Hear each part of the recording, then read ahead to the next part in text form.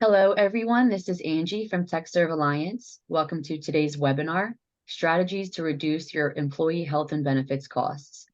There will be a question and answer session following the presentation, so please write any questions you want answered in the Q&A box, which can be found at the bottom of the screen. We are also recording today's presentation, which will be available on the TechServe Alliance website and distributed to in follow-up emails.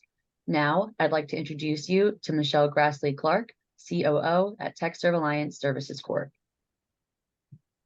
Thanks, Angie. Welcome, everybody.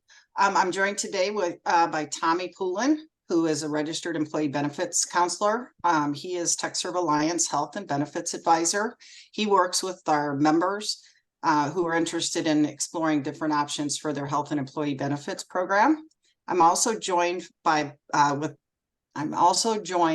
Brian Drummond, who's the CEO of CASA. CASA is the broker for the TechServe Alliance Health and Employee Benefit Advisor, and they handle all of the customer service, including your open enrollment, benefit ads and changes. And so Brian's here. He's been in the industry for 30 plus years. So got a lot of heavy hitters today. Our agenda today, we're going to talk about briefly some trends, also briefly about funding options. We did a whole webinar in May about the different ways that you can fund your health and employee benefits, the different types of plans. So Tommy's going to give a brief overview of that just so that because it is a significant way that you can impact your costs. We're going to talk about different plan types and network options and how those impact the cost of your health insurance plans for employees. And then we're going to go over some plan design options with you so that you can kind of see different ways you can creatively use these elements to find an affordable option for your organization. And then we've got some other ways you can manage costs. We'll go through those really quickly at the end. So let's jump right in. And just so you know, the question and answer, I'll be monitoring that. If there's anything applicable during the presentation, I'll jump in, but most of the questions we'll save for the end. But go ahead and get them in there so that we kind of know what questions you've got, and I can jump in if I need to. So on the trends side, we shared this slide in our May webinar, but I wanted to go over it again because it's really why we're here, and that's the employer premium contributions for health insurance have gone up 39% since 2012, so in the last 10 years. And this year and next year, anywhere from 6 to 10%, depending on what state you're in. 6 to 10% next year also. So these costs are going to continue to go up. This is a survey that's done every year by the Kaiser Family Foundation. It's available in the spring, and we like to share the information from it just so that you can kind of make plans for your organization as you're doing budgeting and stuff. No surprise here, but these are the things that drive the costs, and obviously overall inflation is a big driver, although healthcare costs, the cost to deliver healthcare is actually outpacing inflation in terms of costs. And these are just some of the reasons. Things like aging population, that's not going away. The number of people that are retiring, the boomers and soon the Gen Xers, everybody's getting older, and it costs more to take care of older people. So this trend is just going to continue. So we've got to get smart about how we're spending our dollars on employee health and benefits. So Tommy, do you want to go through the funding options briefly that we had talked about in depth in May? Yeah, I'd be happy to. Thanks, Michelle. I know we discussed this in our last webinar, but it's worth reviewing so you know what's out there, whether you're a company size of 4, 40, 400, or 4,000. Here's what's available to you with respect to group health insurance coverage. This is where it all starts, right? You have the option of going with a fully insured plan, a level funded plan, or a self-insured plan, which is pay the claims as you go. Now, in fully insured, this could be your easiest option, but it could also be your most expensive one, depending on your group size, your location, and your claims experience. Quite simply, you pay a fixed monthly premium for each enrolling member, and that's that. It's very simple. Now, whether your employees go to the doctor or not, fact, your premiums remain fixed for the entire year, and it could be good or it could be bad. It's good in the instance that if you do go above expected claims, you're not liable to pay any extra, but it's bad in the instance that you have a good claims year and your employees barely utilize the plan and you almost have no claims. You know, in that instance, you're the carrier's best customer because you paid premiums and the amounts that were allotted for claim spending were unused. And so to the carrier, that went into their pockets as pure profits. Now, in level funding, unused claims dollars go back to you, the group. You own the plan, and so you get to keep it.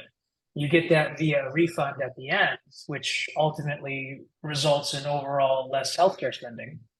Now, on average, a level funded health plan, if you qualify, could save you anywhere from 10 to 25% when compared to a fully insured plan. Same plan design, similar network. In self-insured, for the large groups, your costs are variable as the claims are paid as they are incurred. So for groups with 200 plus enrolled lives, this is also typically less expensive than the fully insured option for that same size group. Now, when it comes to employer risk, it's really the same in level funding as it is in fully insured. You pay a fixed monthly premium, and really that's that. Now, in the event that your claims run high or higher than expected, as I mentioned earlier, for fully insured, you pay no more, but the same is true in level funding, you pay no more. And the reason is that built into the program, you have what's called stop loss insurance. And so that protects you, the plan, as well as the high claimants, and their claims get paid. Now, this is also what the fully insured carriers are doing. It's just they're doing it on their entire block of business and not just your one group. Fundamentally, this is how insurance is built. Now, as we look at plan designs, you're more limited in fully insured as you have a select set of plans that the carriers offer. You know, think of it as like shopping at the grocery store and you have to pick something off the shelf. It's either there or it isn't, and you have no ability to customize. In level funding or self-funding, you can alter those plans, and so that can lead to plan cost savings. So if you want to change the deductible, make it higher, or the out-of-pocket maximums, or the co-pays, maybe change the co-insurance from 90% to 70%, even the prescription drug card, you want to change the generics from 0 to 10. Those little lever changes can ultimately do plan cost savings. Now, with respect to transparency, in most states, and certainly for group sizes below 50, the carriers do not and will not share your claims data. I mean, why would they? If you're a known healthy risk, you would just move to level funding. It'd be a no-brainer. But in level funding and self-funding, you get to see the data. There's more transparency, which can lead to better renewal negotiations, as well as perhaps educating the employees on better consumer spending, which we'll talk about in a bit. Thanks, Tommy. As I mentioned, the webinar that we held in May goes into this in much greater detail. So we encourage you to watch that. When Angie sends out the email following the webinar today, she's going to send you a copy of this deck. And I've hyperlinked the webinar in the deck so that you can access it right there. You don't necessarily have to go to the website and log in. But if you ever do need to access it and you're a member, you can go and access it through the Online Learning Center. So that's there for you to use. I would encourage you to look at all the different options, and if you think level funding might be an option for you, certainly encourage you to reach out to Tommy so that you can get that process started long before your renewal comes up. So now we're going to talk about different plan types and network options. Brian, you want to go over this with us? Yeah, love to. Grateful to be here. Thanks, Michelle. So these things these acronyms are probably things you're familiar with, but I want to go into some detail and talk about the difference between a PPO, or preferred provider organization, an EPO, exclusive provider organization, and an HMO, health maintenance organization, as it does affect the rate and also a lot of the accessibility to your group. So let's start with a PPO. So a PPO is hallmarked by several characteristics, including a really large and national network. So if you're on a fully insured plan now, And like a lot of TechServe Alliance members have employees in multiple states, this is probably the plan you're on. And if it makes sense to be on a fully insured plan, probably the type of plan you should stay on because it gives you access nationwide. PPO also has the kind of the most self-directed care options, meaning you don't typically have a primary care physician. And if you'd like to see, a specialist of any kind, or if you, like to receive imaging, things like this, you don't generally need the doctor's permission to do these things, but rather you can self-guide large parts of your healthcare. For this flexibility, for the large network, the multi-stateness of it, and the ability to direct yourself within the system, you do pay a premium, and PPO is more expensive generally than either of the other options that we're going to discuss today. You can kind of think of an EPO as an intermediary step in a way between an HMO and a PPO in terms of cost. And you'll see that some of the characteristics mirror those of a PPO, but in other ways, it's more similar to an HMO. So like a PPO, it has a broad network, but unlike a PPO, and I don't even know if I mentioned this with PPO, but it's important. A PPO has coverage both in and out of network. Well, of course, it's reduced out of network. An EPO only has coverage within the EPO network. So outside of an emergency situation, if you enroll in an EPO, you don't have access to care. That matters, of course, if you'd like a second opinion with a doctor that's out of network, or if there's a facility you'd like to have a procedure out that's not part of the contracted network. An EPO is a little bit more limited along those lines. Typically, like a PPO, you can see specialists at your own will. You don't need permission to do so. But with those kind of gives and takes, like I mentioned, you probably end up in the middle somewhere from a cost standpoint most of the time. An HMO is going to be kind of bang for the buck wise, the least expensive plan option that you can offer in the fully insured marketplace, but it's also the most restrictive. By their very nature, HMOs do not travel across state lines. And so for a lot of us on the call today that have employees spread throughout the country, especially post-COVID, right? We're hiring everywhere. This is an option that may not be as appealing because severe limitations in terms of who's able to use it. However, there may be some of you on the call today that are all in Colorado or all in Arizona, or wherever you are, and this could make sense for you as long as you're comfortable with some of the restrictions associated with it. Every employee or every participant on the plan will have a primary care physician, and this primary care physician will help manage care and have a ideally it feels like a partnership with the member of the plan. If you need to see a specialist or you need other types of services, then your primary care physician controls that process and helps get you where you need to go. Of course, there's no out-of-network coverage with an HMO. And so it's meant to be contained and handled within the system. So this is a simple way to consider what makes sense from a plan design standpoint.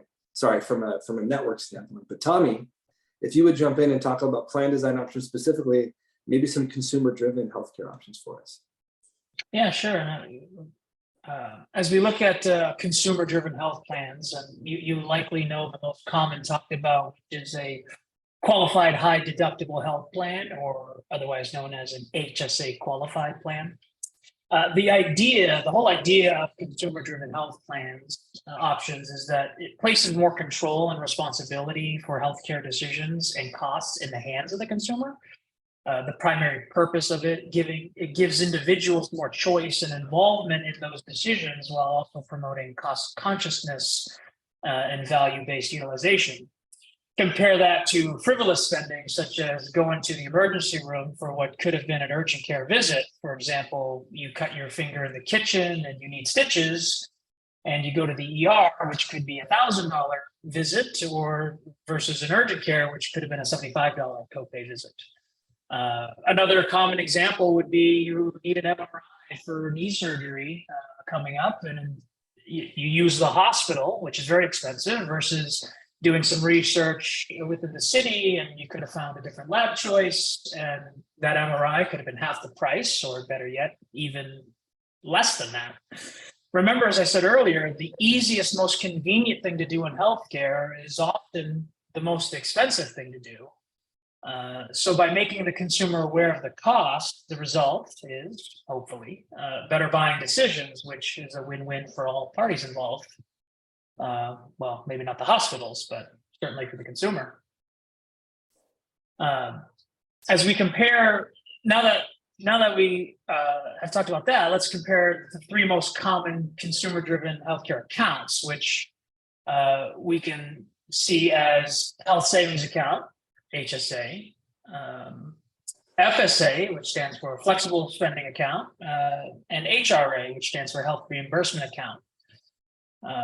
With respect to who owns each account, in an HSA, the employee owns the account, whereas in FSA and HRA, the employer owns the account.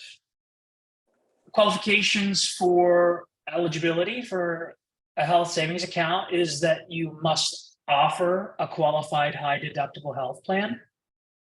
And for FSA and HRA, you must just offer group health coverage. And so you don't have that limitation on the specific plan design.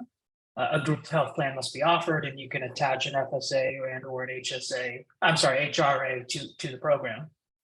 With respect to funding, who funds each account, for HSAs and FSAs, both the employee and or the employer can contribute funds, whereas an HRA, that is an employer contribution. You do have some limitations for these accounts. With an HSA, health savings account, this is a pre-tax savings to the employee, and certainly the employer is contributing as well. So whenever you have pre-tax incentives, the IRS will always limit you on the maximum. And so those limits have been set at $3,850 for individual in 2023, and it moves up in 2024 to $4,150. For flexible spending accounts, you do also have a limit, and in 2023, that limit was $3,050. Now, for HRAs, there is no limit. And so that will depend on the company's strategy and their budget. Of course, if you are very generous, that could be a large amount. Or if the budget doesn't allow, maybe it's a smaller amount, 1,000, 500, 2,000, you name it. Now, an HRA, health reimbursement account, the name sort of implies what it is. It's a reimbursement. And so you must have a claim involved. And so what I like to tell groups is think of this as first dollar coverage. So you, the employer, are saying, hey, we're going to give all employees $1,000. That first $1,000 of claim spending is being paid for, in essence, by the employer. And so that's the idea there. Also with an HRA, you do have the ability to class out employees. And so I know for a lot of our members, it's very popular to have really two main sets of contribution, internal, which you would consider office staff, and then external, which you would consider consultants. And so certainly you could have two varying degrees of contribution, whether that's a higher amount for internal and a lower amount for the consultants, or you could say only internals get a contribution and the consultants get no contribution. So that would be one strategy for you to take care of those internal employees, if you will. For HSAs, however, the rules are defined by the IRS, and so they are much more strict, and so they're based on eligibility classifications. Now, we get asked this all the time for health savings accounts. Can the funds be rolled over? Because I've heard of something before. The term is use it or lose it. And that applies for FSAs, flexible spending accounts, typically is the use it or lose it, although the employer does have the ability to extend up to 2.5 months into the next year and up to $500 as they see fit, but more or less most groups do the use it or lose it for FSAs. For health savings accounts, however, those funds can be rolled over every year. So you could, in essence, max out the HSA for the employee or for the family amount enroll that all the way through entire retirement, and you could always withdraw those funds. Now, you do not need to be, if you have HSA funds, you do not need to be enrolled into an HSA plan in order to utilize those funds. You just need to be into a high deductible health plan in order to contribute to those funds. And so next year, if you fall off an HSA plan or go to a different employer, hopefully not, you can still utilize those dollars that are in there. HRAs fundamentally are a little bit different. It is determined by the employer whether you can roll the funds, but usually the idea of the HRA is that the company is budgeting for the plan year. So if an employee didn't utilize those funds, it just resets and then the new year begins. And so from a budget standpoint, the employer can very easily determine their closure. In terms of expenses, what expenses are eligible? The IRS does define that in the code section 213, and they term it qualified medical expenses. However, in an HSA plan, it does work a little bit differently, as it can also include COBRA premiums or qualified long-term care premiums or health premiums while receiving unemployment benefits. But otherwise, qualified medical expenses. For FSAs and HRAs, the claims must be substantiated, meaning you have to sort of prove you had a claim, and often that's via a detailed receipt from your service provider, or what I'm sure many of you have received in the mail prior is an explanation of benefits from your carrier, and you can simply upload that receipt for that. HSA accounts, you don't need to do that. And so if you want to spend the money for ibuprofen or over-the-counter medications, you can do that. There will be no such filing for something like that. So that's kind of the main principle of the three most common consumer-driven health plan accounts. So Brian, do you mind sharing with us some of the plan design options we mentioned earlier, those tweaks that we can help achieve further cost savings? Yeah, thanks, Tommy. Love to, and kind of want to lay this as a foundation to talk through a strategy using an HRA here in a second. But I think that it starts with understanding plan design and how that affects the total premium cost of a plan. So my assumption is that if you've used healthcare in the past, you're probably familiar with most of these terms, the deductible being what you're going to pay before your plan begins to pay, the out-of-pocket maximum being the cap on what you're going to pay annually, co-pays, co-insurances, et cetera. And what you probably also understand, but just to review, the plan's premium is a function of these variables. So the deductible, the higher the deductible, the higher the out-of-pocket maximum, the lower the premium, and the inverse is true also, as illustrated on this chart. So let's just compare the gold plan and the bronze plan specifically. So if you look at the deductible on the gold plan of $750 compared to the bronze plan $5,000, the out-of-pocket maximum on the gold plan is $2,500 and $8,100 on the out-of-pocket maximum. Such variance there, it's no surprise that the annual cost on the gold plan is $540,000 over 50 employees, where those same 50 employees would cost around $288,000, or just over half on the bronze plan. And so that's a tremendous difference. One strategy that some of our employer groups utilize is taking an HRA, or a health reimbursement arrangement that Tommy just explained, and wrapping it around a bronze plan to make it look and feel a lot like a gold plan to employees. And the way you do that is actually pretty straightforward. So you purchase that less expensive bronze plan that has a $5,000 deductible, and employees still pay the first $750 of that deductible. Most of your employees aren't going to hit that. That's just actuarial fact. But when they do exceed that, then you use the health reimbursement arrangement, or HRA, to dip into all that savings that you're finding through having the less expensive premium plan, and fund the deductible needs on a reimbursement basis. So let's just look through some of these numbers and see what that would mean. So, that would leave a remaining deductible after the employee $750 of $4,250 to potentially be funded by the HRA. Over 50 employees, that's a total max liability of $212,000. So, if you're taking an employee field trip, everybody's on the bus, and you get in an accident, and everyone goes to the hospital, right? Something really insane happens, then your responsibility could be $212,500 in this scenario. But that's incredibly unrealistic, as you already know.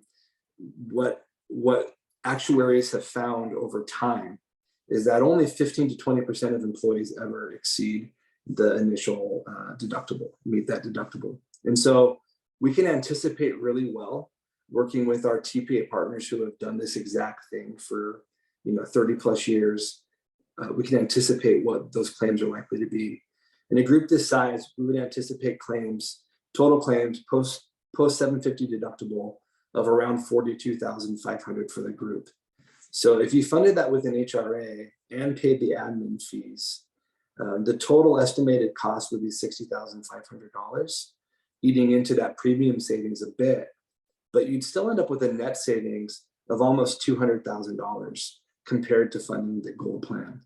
This does a few things. When you're saving that much money, you can look at other ways to enhance your employee benefits. Employees paying their portion of the premium are more likely to add their healthy spouses and healthy dependent children to the plan, further benefiting your pool and opening up new options for you. And so there's a variety of benefits that come in addition to just saving the money to help employees feel more tied to the plan and of course to the company as a result.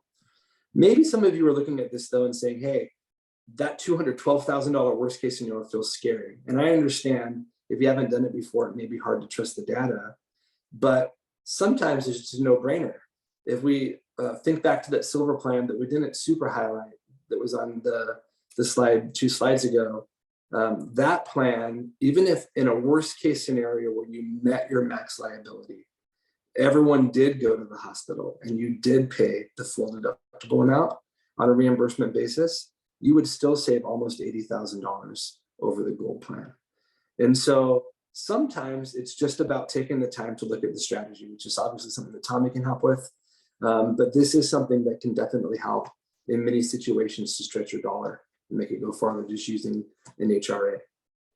Brian, I think something else to point out related to the flex spending account is some organizations then have a flex spending account that the employees contribute to, not the employer. The employer is doing the HRA and they're saying, okay, you're $750 deductible. If employees know that they're going to meet that deductible because they have certain medications or certain procedures that they have to have done, you can set up a flex spending account so that pre-tax dollars can be taken out of their paycheck and used to pay for these expenses or their share of the expenses. So I think there's a lot of ways you can slice and dice or combine these different consumer-driven health plan options to create something that works really well for your organization. So, Absolutely. Brian, why don't you go over a couple of the other ways that people can look at costs?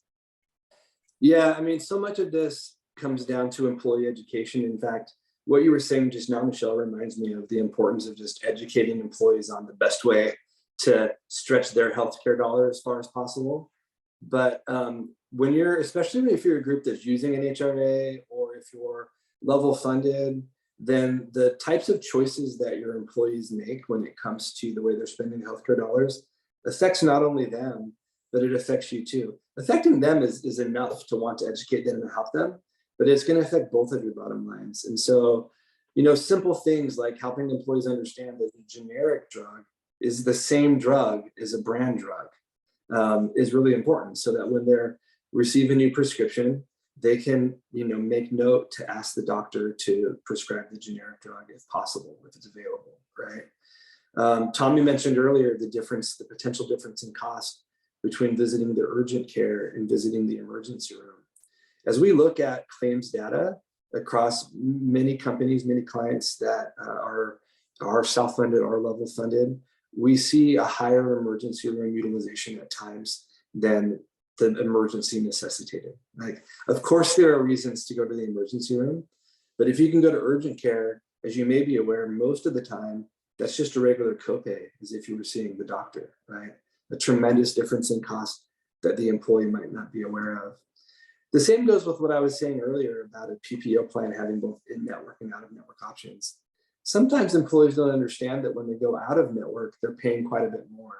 And so is the plan. And so are you if you're helping pay some of those deductibles and funds on a level funded plan. And so, several years ago, there became an important trend within the employee benefit space to provide both education and some sort of a customized wellness program that could incent employees for making healthier decisions.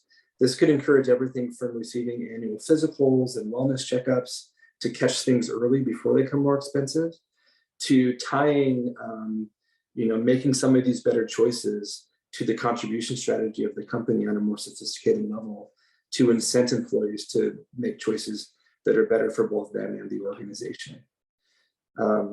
There's options out there. And again, these are things that Tommy's really, really great at customizing for you and your organization. In fact, Tommy, do you want to talk a little bit further about ways that companies can save? Yeah, sure. So you do have other ways of managing costs. One thing we alluded to earlier is leveraging claims data for future negotiations.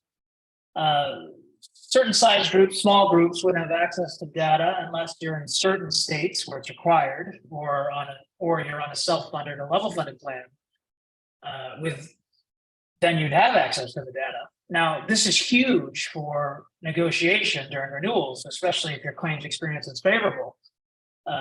This can also be in turn used to gather better quotes in the market from other carriers, which would further increase the leverage on the current carrier to sharpen their pencil if they want to retain your business. The other thing you could do is consider different provider networks. Provider networks can have a noticeable market pricing advantage in certain states. For example, in Texas, Blue Cross Blue Shield of Texas will on average be 5 to 7% less expensive than United Healthcare in that state for similar plan design options. So consider having your broker quote all available network options all the time, every year, to ensure that the plan the company is offering is really truly the best pathway for achieving savings. And lastly, you can consider an open access network, such as reference-based pricing. Now, I don't want you to sleep on this because instant savings could be achieved to the tune of 20% simply by moving from a known provider network, such as Cigna, to reference-based.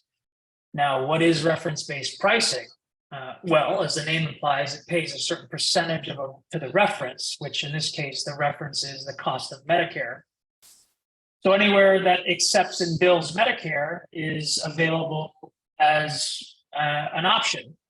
So almost all reference-based pricing plans will pay up to 150% of the cost of the Medicare pricing for that procedure or service. The idea is that, well, if the hospital accepts and bills Medicare and is willing to do a certain procedure for XYZ price, why wouldn't they take 150% of that price? If they bill surgery for $10,000, why wouldn't they take $15,000 for the same exact surgery? I mean, little do people know that hospitals and facilities often bill private insurance plans 400% more than they do Medicare. So quite literally, the $10,000 surgery on Medicare, you on private insurance, they're billing $40,000. Now that's pretty crazy when you think about it. I mean, name another industry where the exact same product or service for the exact same provider would be 4x the price. I can't think of one, but yet that's what we do in insurance. The only caveat to reference-based pricing is that employees may receive the balance bill. However, the specific carriers we work with for reference-based pricing, they have guaranteed that the employees will not be responsible for paying that balance bill. They have only one responsibility, and that is to notify the carrier that they in fact received the balance bill in the mail. From that point on, the employee's responsibility is done. The carrier will negotiate that bill, and if unsuccessful, they'll take the matter to court. If the case remains unresolved, the carrier will pay the outstanding balance, which very, very rarely happens at that point in the process. But if so, the carrier will be responsible for payment and not the employee nor the employer. So while there is an added step in the claims process, it could be very well worth your 20% savings or not. Nonetheless, it's an option that's out there.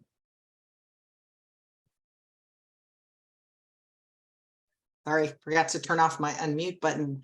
Thanks so much, Tommy and Brian. Okay, we have opportunity now to ask any questions of Tommy and Brian, and it can be about anything, not necessarily just what we talked about on this call, but certainly welcome any questions. I do have a couple of questions here. So somebody asked, when can I add a health savings account? Only at, I guess, only at renewal? Is that Brian, or you want to jump on that? Sure.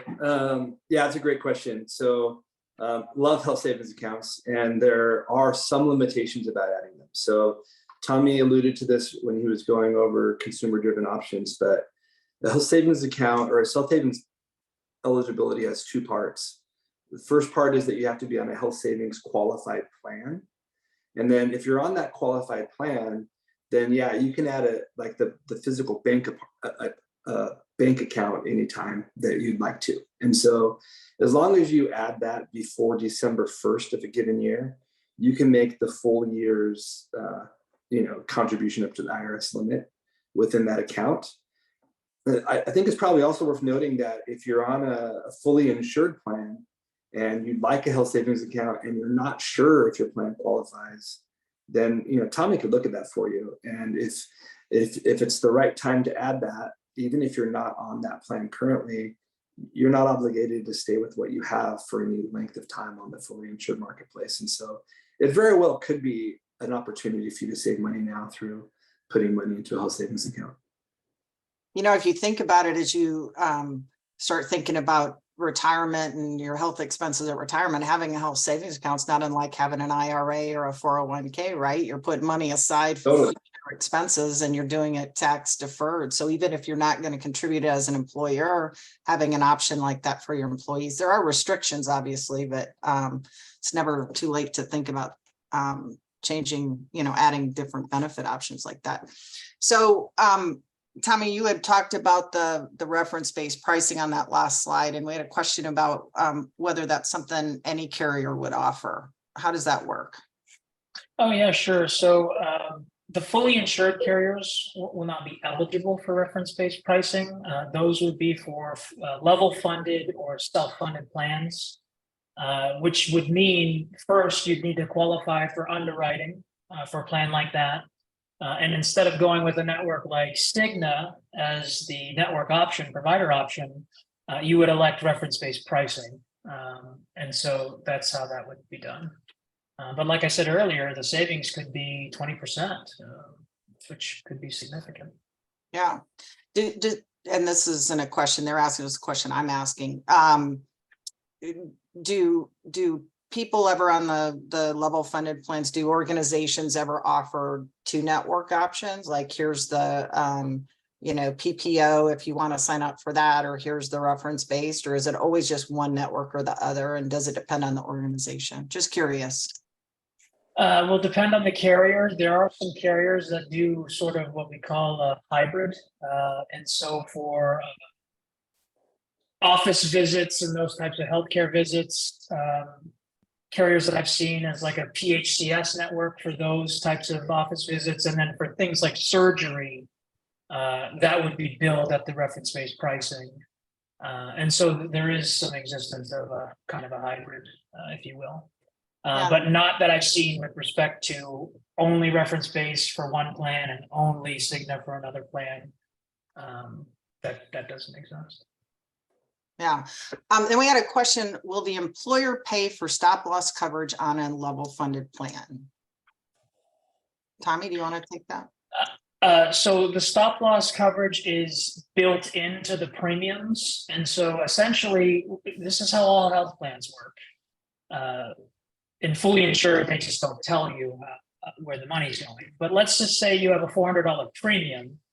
There are two parts to the insurance, and that is your fixed cost, which includes the provider network costs, the broker's commission, and the stop loss contracts, both on an aggregate level and on an individual level. And so built into the plan are those contracts. And so let's just say that's $200 of the cost.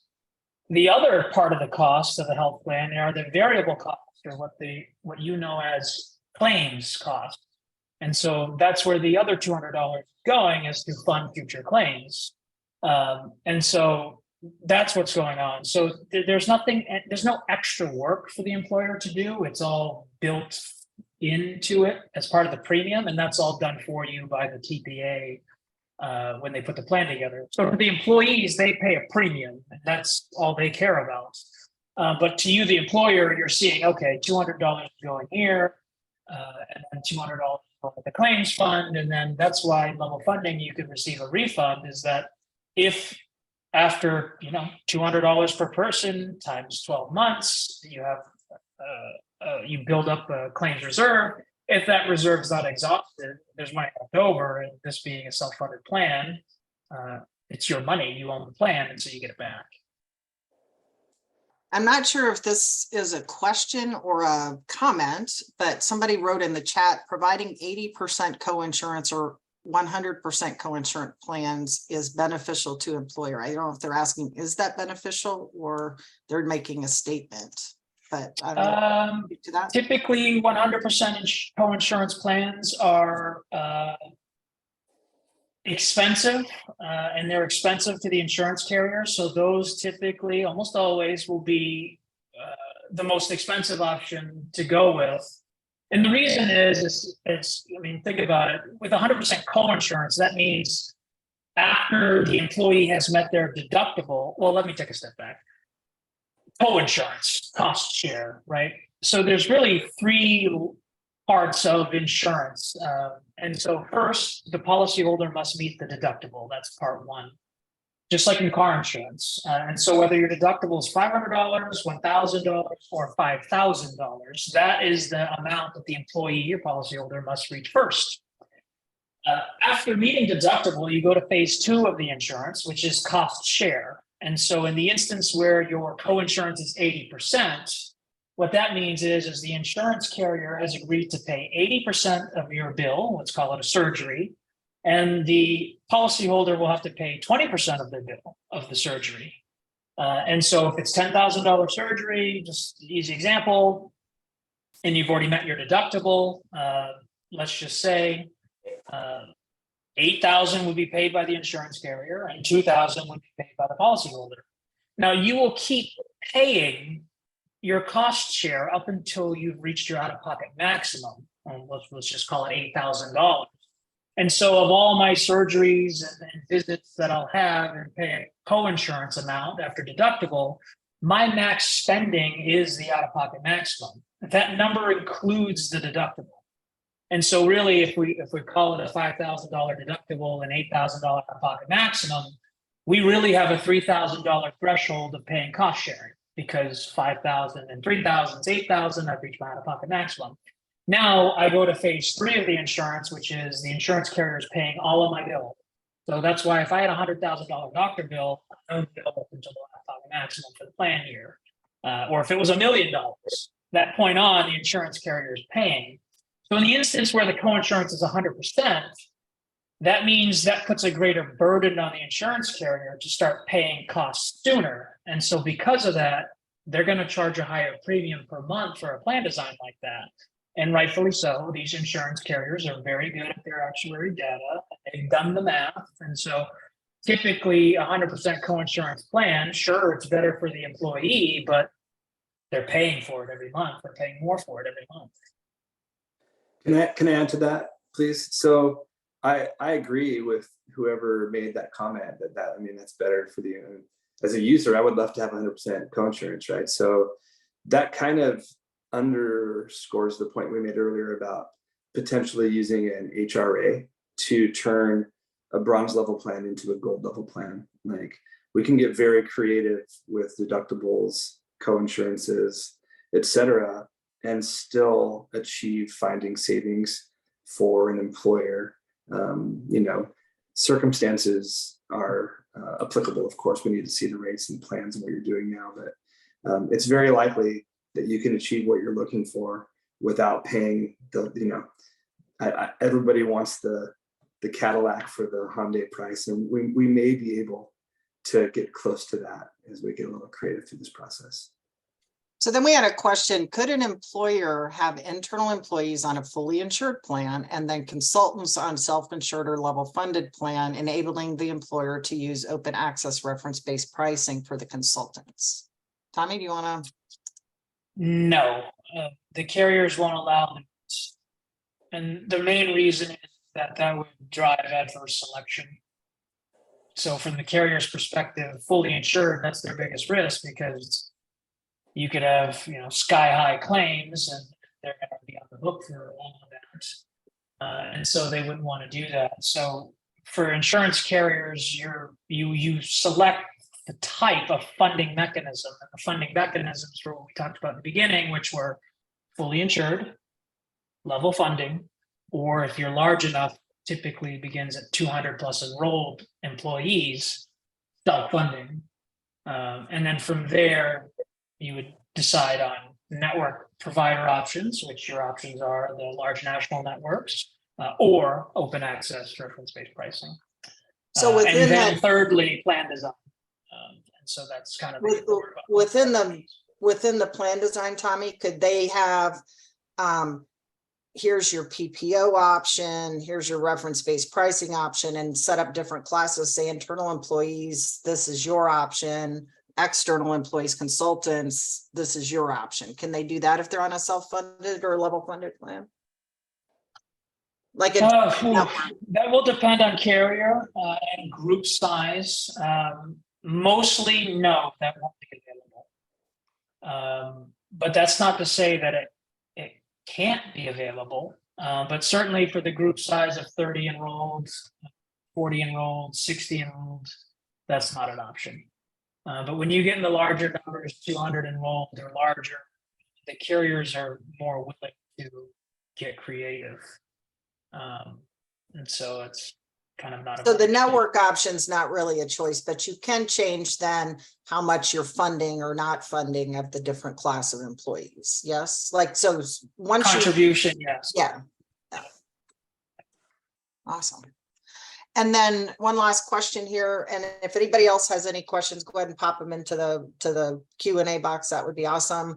And I think, Brian, this is something you can answer. So let's say somebody just renewed their policy, their employee benefits health insurance, let's say in June, and they realize they missed the opportunity for the bronze plan HRA combo that you had gone over. Is it too late to change? Do they have to wait till next year? No, I mean, so the general rule, and I think we alluded to it a little bit earlier, but if you're on a level funded or a self-funded plan, then that contract has to go for the full year. So if you just renewed on a level funded plan, then it is unfortunately too late for right now. But if you're on a fully insured plan, then you have no contractual obligation to stay with where you are. And we can absolutely help you maximize your healthcare dollar and get creative with it immediately, right? Yeah. Even if you did just renew on a level funded plan, we'd love to talk to you. I mean, know what you have, think through strategy. The challenging thing that happens often is that we start thinking about really good strategy right when it's almost time to renew. And then we just get stuck in the moment because everything happens so fast, kind of all at once. And so the earlier we can talk and understand what you have, the more likely we are to help you understand how you can stretch your healthcare dollar a little farther. Yeah, I think that's important. I know we've mentioned this before, but 70 to 80% of employer health plans renew in December or January. So it's a really busy time for carriers, and they're so busy sometimes they don't take the time to negotiate maybe. And it also is more difficult for us to get the information out and get the quotes back and stuff. So there's nothing to say that you can't get a quote. Yes, you'd have to go through the process again, but once the census is completed, it's not hard. is to go and just even see what your options are and whether a level funded plan might be a good choice for you. It may be that you won't qualify because you can't get the underwriting, but better to know that in advance than to wait until it's too late to then figure out, what are you going to do for your employees next year. So I'd encourage you to reach out to Tommy. In fact, I have a whole little slide here that'll be in your packet with Tommy's contact information on it. Again, he's a TechServe employee. His sole job is to answer your questions, whether you're a client or not. If you remember about your health and employee benefits, and he is here to help you. And then Brian has a great team that if you do end up working with us as your broker, that makes sure that your employees and your consultants are taken care of throughout the year. And I don't have any other questions, so I think we're pretty much done. Angie, do you want to talk about the summit and close us out? A big thank you to Michelle, Tommy, and Brian, and thank you all for joining. We ask that you please fill out the survey upon exiting this webinar. Just a reminder, TechServe's Executive Summit is on November 14th through 16th at the Ritz-Carlton in Amelia Island. Registration is open.